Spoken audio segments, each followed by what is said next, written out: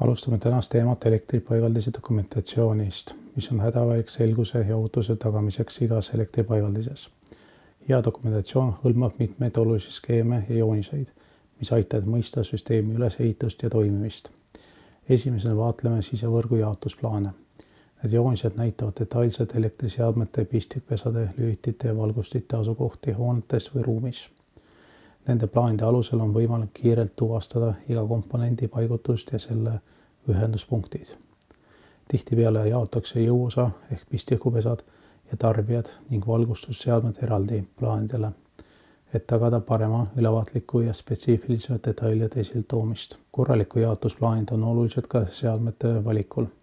Näiteks kui tegemist on suurte tarbijatega ja seega suurte lühisvooludega, mõjutab see otseselt kaitseseadmete valikut.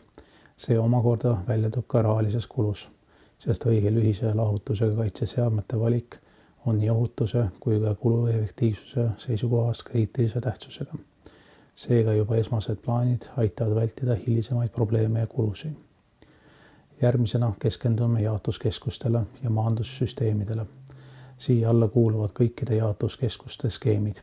Need skeemid aitavad ülevaate, kuidas elektritoide jaotatakse erinevate ahelate ja tarbijate vahel. Need on olulised nii paigalduse kui ka hilisema hoolduse ja veaotsingu seisukohast. Lisaks jaotuskeskuse skeemidele on elutähtis ka maandus, potentsiaaliühendus ja piksekaitsekontuuride skeemid. Maandus ja potentsiaaliühendus on eriti keerukate süsteemides kriitiline tähtsusega. Siin ei piisa lihtsast põhimõttest skeemist, mis on tihtipeale projekteesse kopeeritud. Potentsiaaliühtlustus on võtmetähtsusega, et hoida kontrolli alla elektrilisi häireid ja harmoonilisi, mis võivad tundlikele seadmetele kahjulikku tekitada. Seepärast tuleb see osa paigutuses läbi mõelda juba projekteerimise algusest peale. Kui seda ei tehta ja tundlikud seadmed hiljem probleeme tekitavad, võivad paigaldisi ümbertegemine olla märkimisväärne peavalu ja kallis. Seega peab potentsiaaliühtluse süsteem olema väga täpselt dokumenteeritud, et tagada süsteemi stabiilsuse ja töökindlust. Lõpetuseks räägime olulisest montaažisõlmedest ja korrektsest dokumentatsiooni üldisest tähtsusest. Lisaks üldisele plaanidele ja skeemidele on vaja joonistada ka kuulisemad montaažisõlmede detailid. Need aitavad tagada, et keerukamad ühendused ja paigalduslahendused on selgelt arusaadavad ja korrektselt teostatud. Kõige olulisem sõnum on aga see, et korralik ja põhjalik dokumentatsioon ennetab hulgaliselt probleeme ja säästab tohutult aega hooldusel. On omakorda praktikas tuua konkreetne näide. Ühe turvafirma serverikeskuses tekkisid regulaarsed probleemid, toiteplokid ja protsessori läbipõlemisega, mis viitasid häiretele.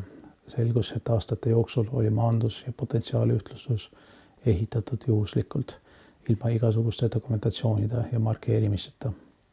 Olukorda kaardistame võttis aega mitu päeva, lihtsalt juhtmete jälgitades ja sikutades, et üldse aru saada, kuidas see kõik omavahel ühendatud oli. Alles pärast seda sai hakata mõõtmisi tegema, mis ise võtsid kordi vähem aega.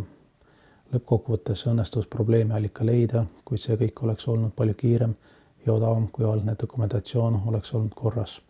Seega investeering korralikult dokumentatsiooni tasub enda alati mitmekordselt ära.